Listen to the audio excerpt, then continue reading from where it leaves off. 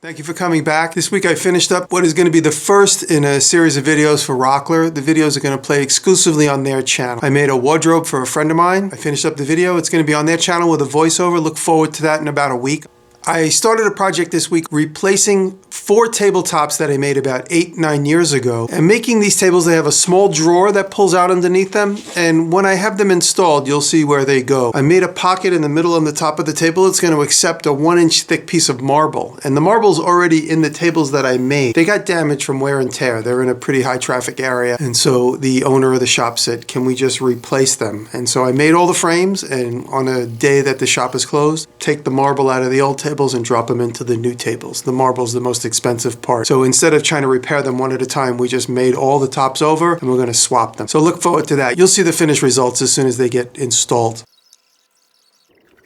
Considering it was a semi-slow news week this week, I started going through my old videos, and what kept coming up were all the cool people that I met in 2016. Pieces of video that I never used, but now that I'm doing this vlog, I decided to do a who I got to hang out with in 2016. Some of the people I got to actually spend some intimate time with, so here you're going to get a chance to see my 2016 year in review, my hanging out with YouTube creators. First person I met in March was Izzy Swan. He invited me and Bob to come do a panel down in Charleston for a makers meetup, and I got a chance to go see Izzy's shop, which was great. If you don't know who Izzy is, you really need to get to know his channel. He's a great guy, great inventor. What a mind this guy's got, and he's, on top of it all, he's just a sweet guy to know. So Izzy, I'm glad we got a chance to hang out and shake hands this year. I'm looking forward to hanging out some more. In May, Taylor and I went to a wedding in Colorado, and while I was there, I made an effort to go and see Rory May, Dirty Smith on YouTube, and watching Rory really makes me feel like I can do these things. And his method of teaching is slow and methodical and very clear and not condescending. He's a great teacher. So check out Rory May, aka the Dirty Smith. And this was sort of our first date, so we were both a little shy. And I got a chance to meet him a few more times this year. So Rory, very cool, man. Great to meet you. Rory May, thanks for showing me around. No problem. Where can people find you? DirtySmith.com. That's it. You offer classes? Pretty soon. Locally? Here. Right, but full-time on YouTube? Full-time on YouTube. For free? Yep. Check it out.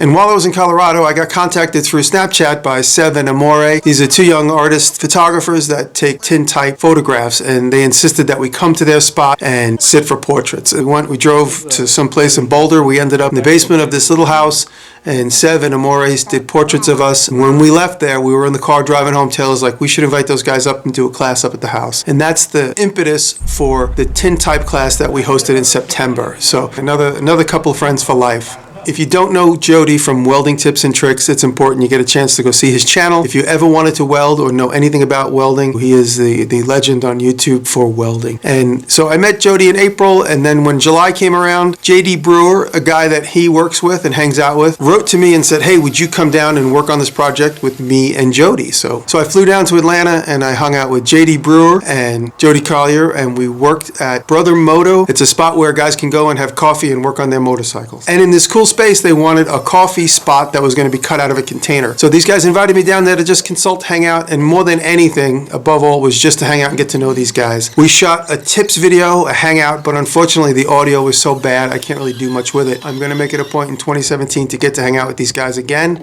and reshoot that tips video. And check out Jody's channel and check out JD's channel. JD has been playing with a plasma CNC lately, which is just in time because I'm getting mine set up. So JD, you're going to have to teach me a thing or two.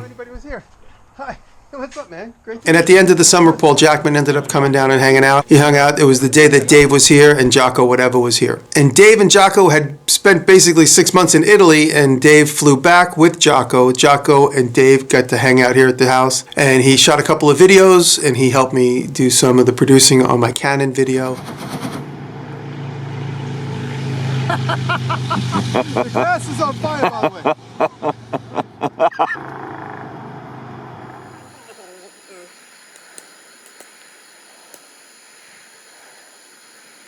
Look at your face.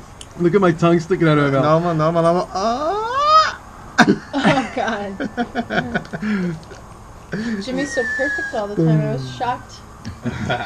Shocked by the He even felt cool, too. I was smiling as I go down. Let's play it one more time in regular speed. Let's see it.